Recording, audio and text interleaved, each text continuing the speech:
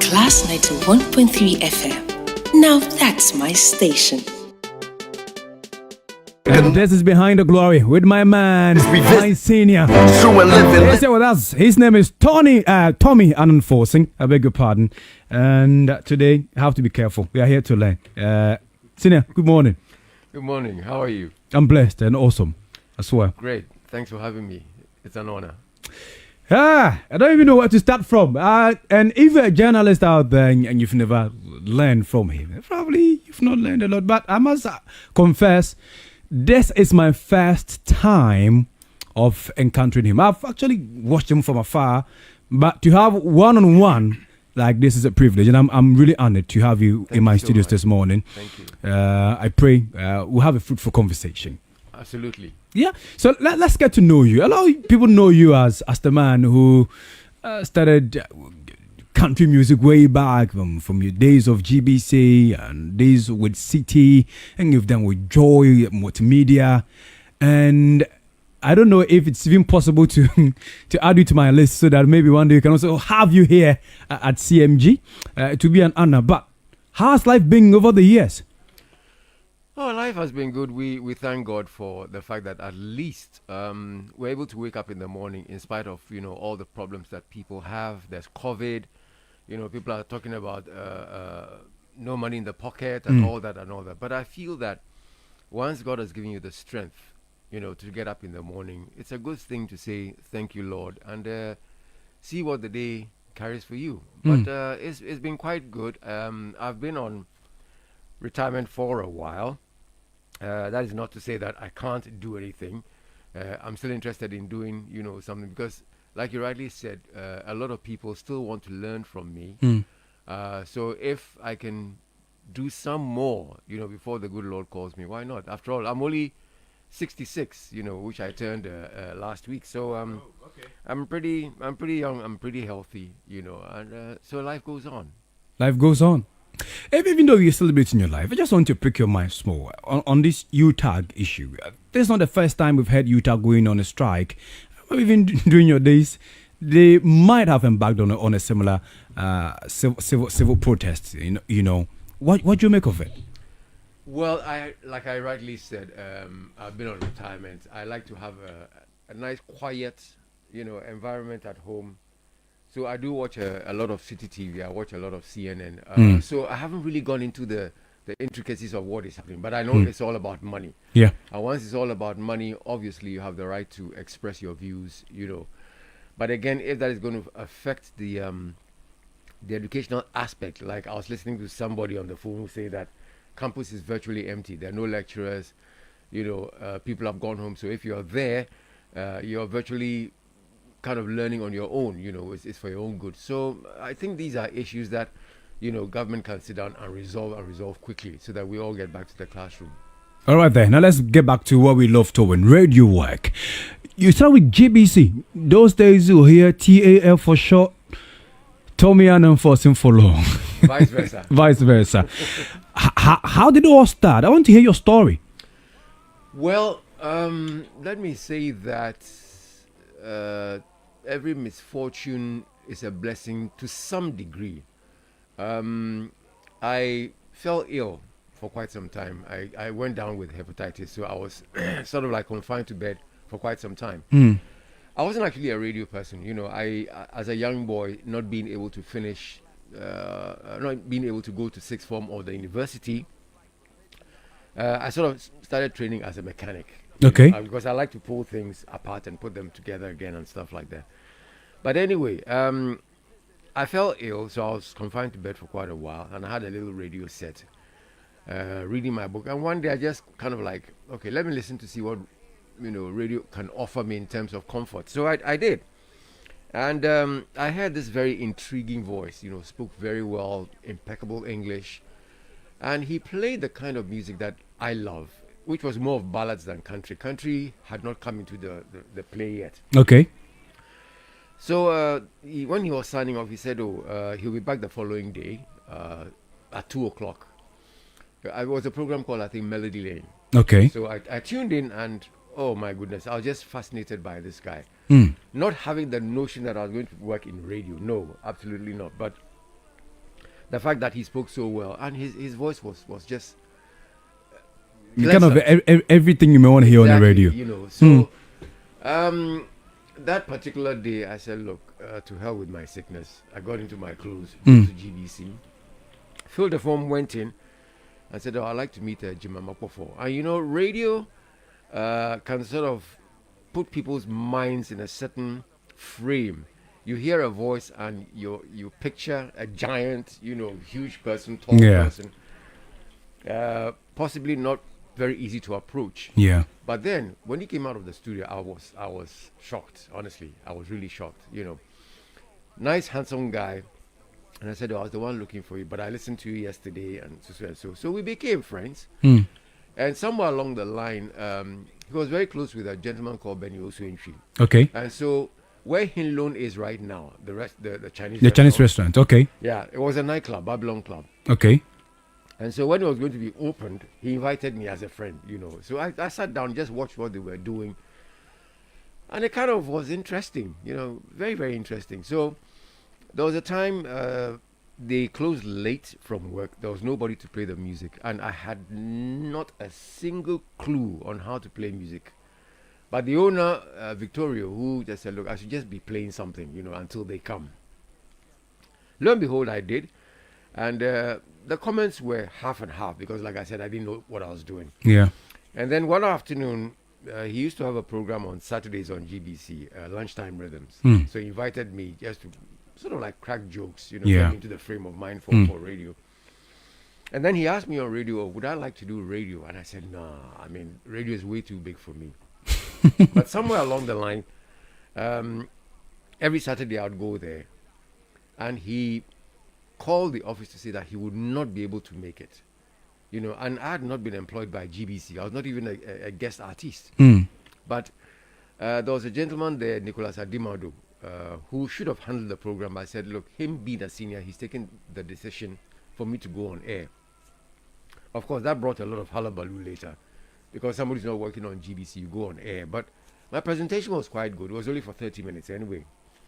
And so I was invited by Robert Owusu, who we've known, you know, as a family friend for a long time. Yeah. He said, I think you should give it a try. I was skeptical, honestly speaking. I was, but the director of radio at the time, Mr. Felix Ejafa, you know, blessed memory, also called me and said, look, even though you're not on GBC, you spoke very well. You played very good music. Your diction was good, your inflection, and all these words that were coming out, I didn't know what they were, but Okay. I was just accepting them. And so I put in an application, and that's where it started from. You know, so gradually I started getting used to the console. It was nerve-wracking because, you know, being the only radio station GBC, you know, you have the whole of Ghana listening to you. And so there's no room for error. Mistakes are not part of the job. Everything that you do before you go on there, you have to script. Sure. You know, from A to your signing off. The only gaps that you could leave was if you were going to mention time. So obviously you have to look at the clock. And so that's where it all began. Interesting. And what is your story? I've also heard others who kind of follow the same or similar route. In a sense that, okay, well, it was really never their intention to do radio, but no matter what, in some way, somehow they found themselves there and they had to pay their dues before the spotlight was kind of shown on them at the right time. How was it like back in those days where if you've not been to even school of journalism, you could just have your way to the mainstream media? How easy was it? I think for me, it was easy because they were looking for certain material. You Okay. know, we had a batch of presenters or broadcasters, should I say, and for a very long time they remained on air. So the trend was more or less the same path. You Okay. know? So they kind of like wanted something different. And so when I was given the job, I was given a couple of programs. I started asking myself, so what do I do? Or what do I say? What do I play to sound different on the air for people to sort of like note the difference between those who were there, who were much older. Of course, Jim was my age at the time. And how I can appeal to the listeners, because GBC was such that if there was a new voice on the air, people would call into GBC and say, "Who was that?"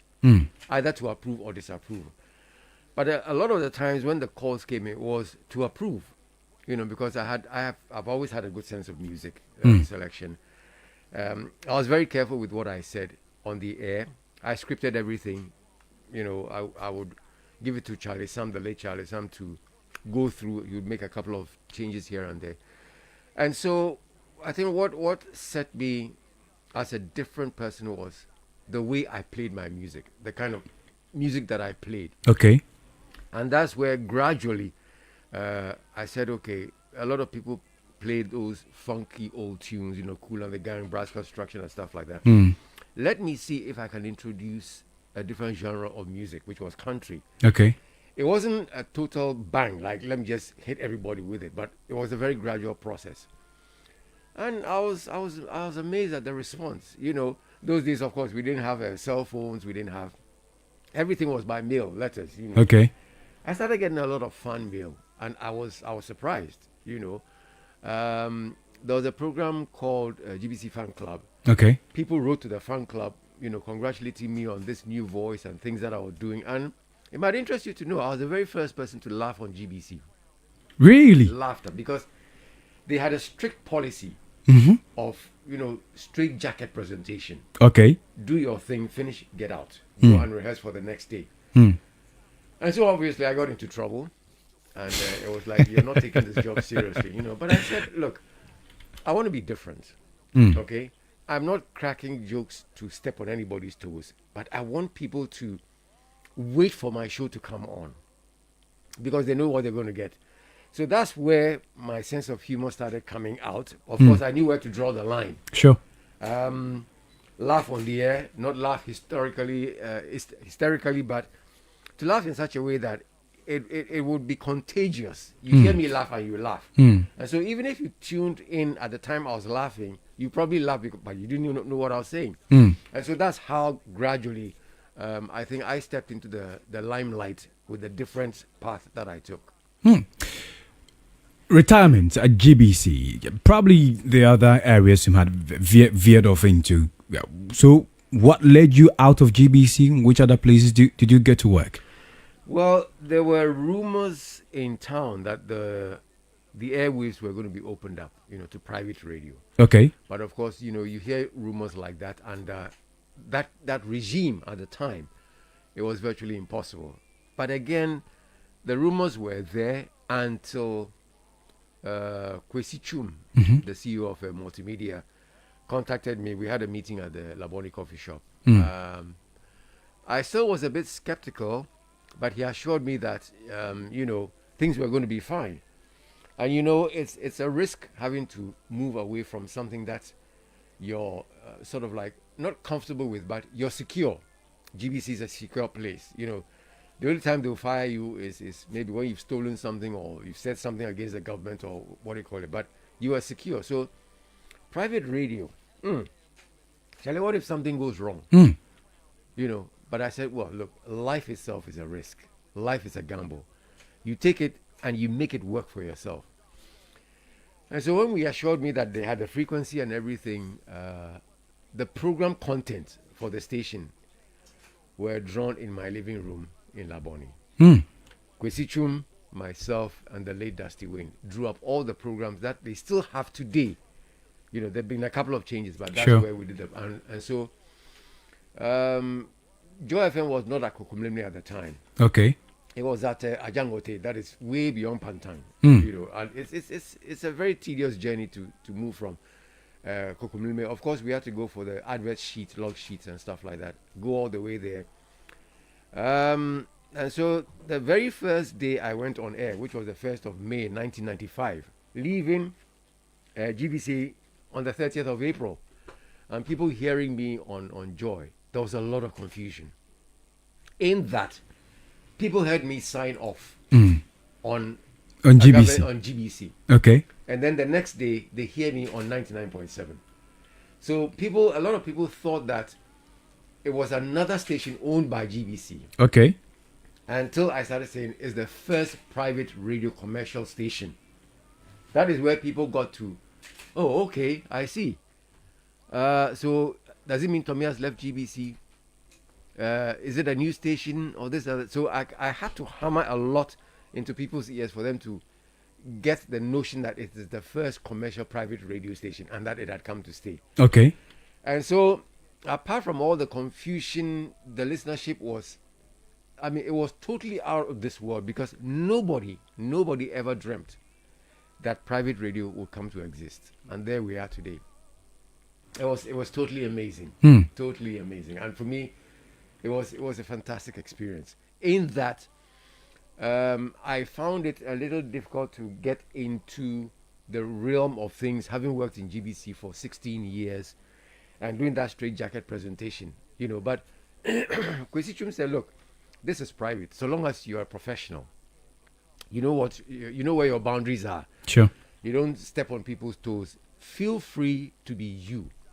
And so that is how I sort of like, for want of a better word, exploded on Joy FM, And so everybody was Joy FM, Joy FM, Joy FM. And 90% of the time it was myself, Dusty Wayne, until others started coming in, Marco Krekumante, Honorable, Marco Krekumante, Kofi Kumbilson, Fernando, then later on Komla Dumont, Cox Tamaklo, and all these people. And we had a fantastic team. And so we sort of like would want to compete against each other, but in a very friendly atmosphere, and so that's how it was. It was amazing. All right, there. Let me draw you in to some national conversations as well, because one on once a while we'll pass here and then we'll come back here.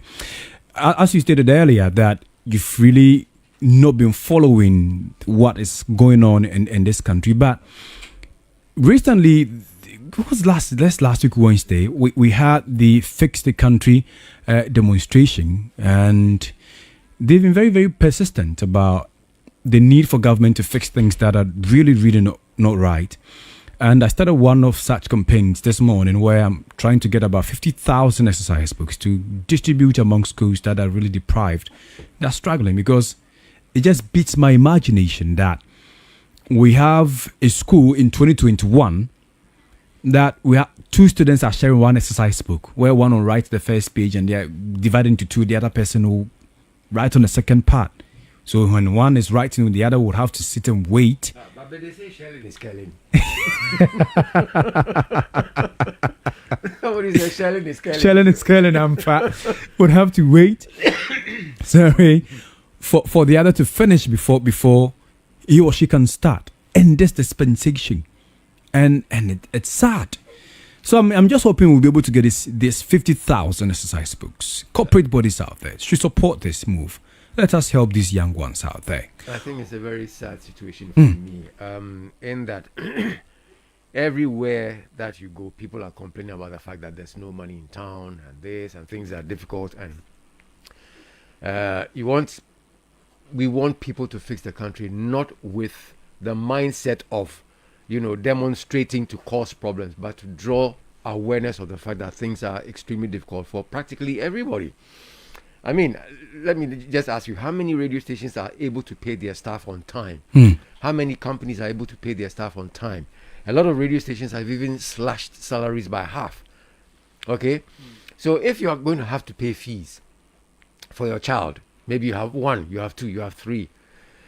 I know a friend who had to sell his car recently to be able to pay fees for the child. Look at this. Okay?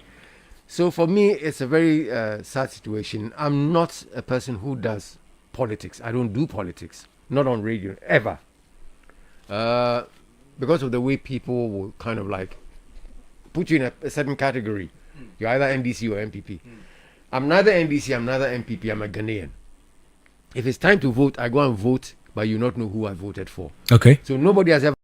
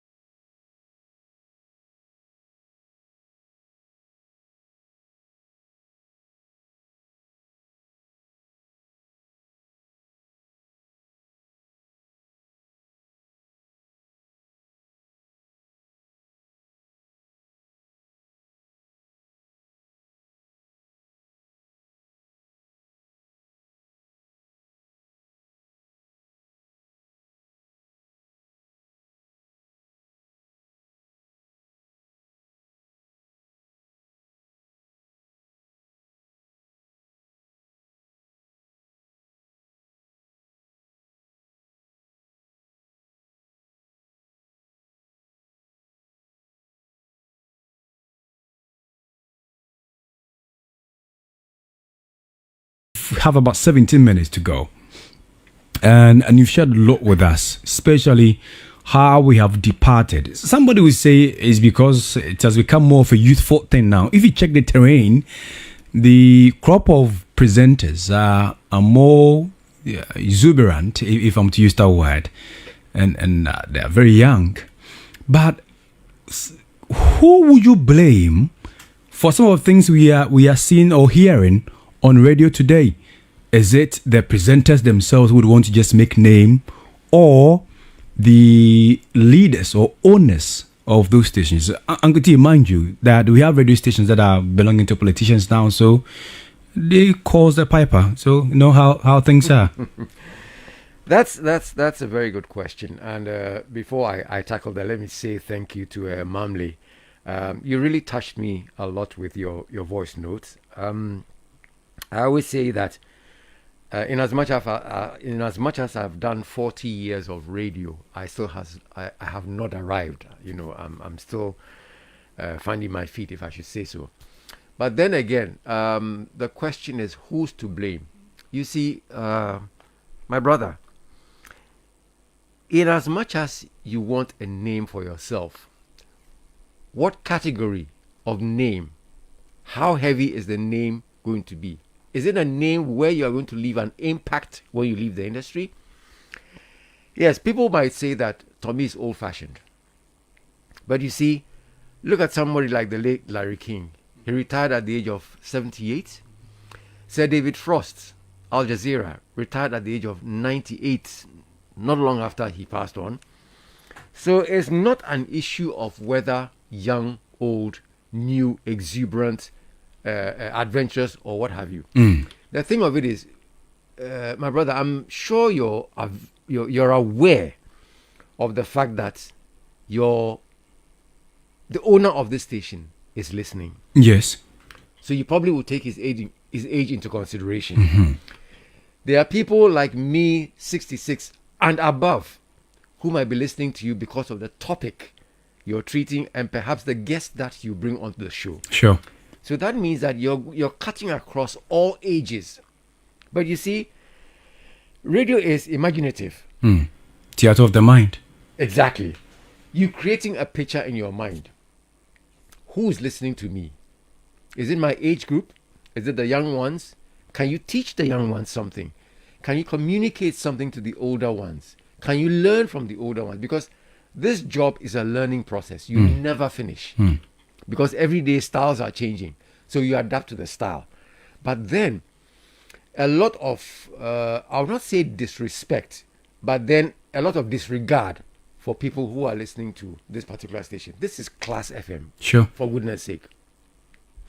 So if you're going to treat something that affects you, myself, and even somebody older, that is what I call broadcasting.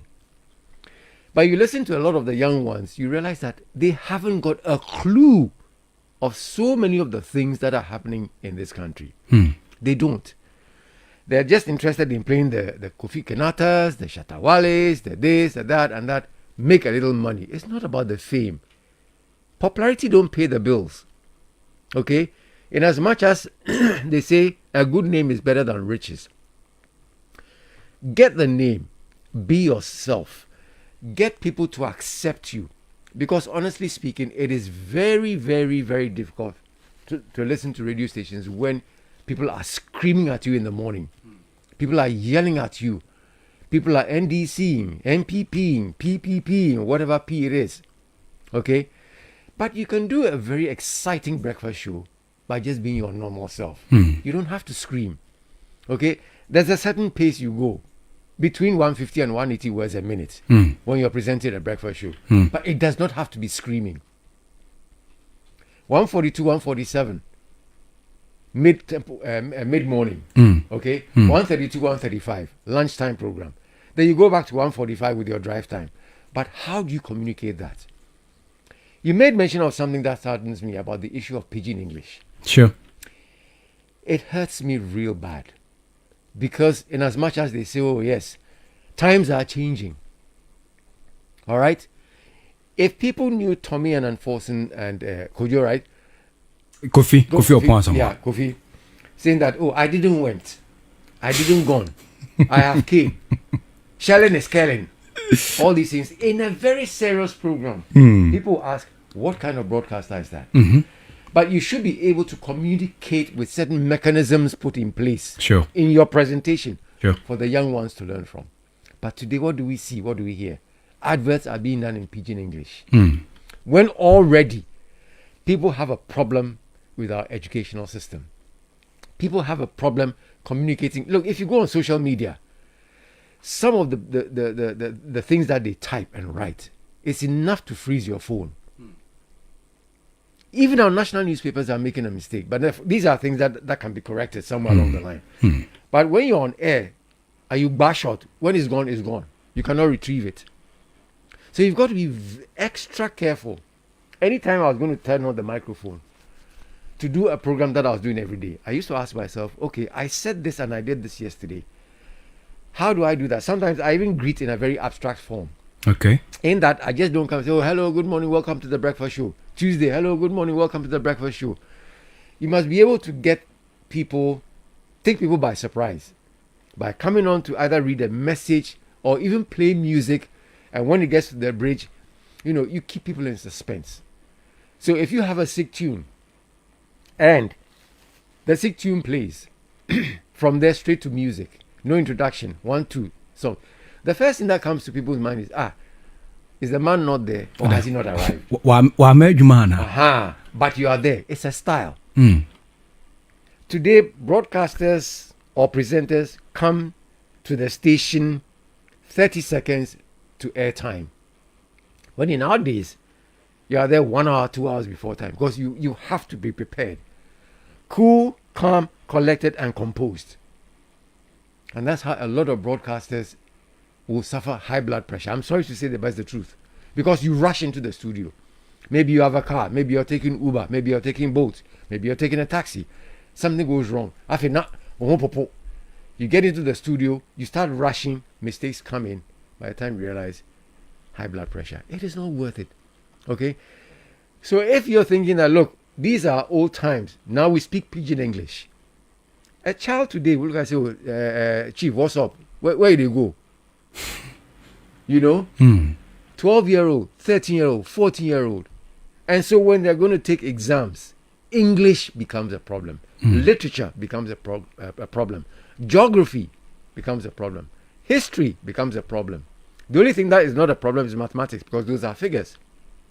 But you see, Kofi, communication is very important. Okay. Very, very, very important to everybody. So bear in mind that you're cutting across.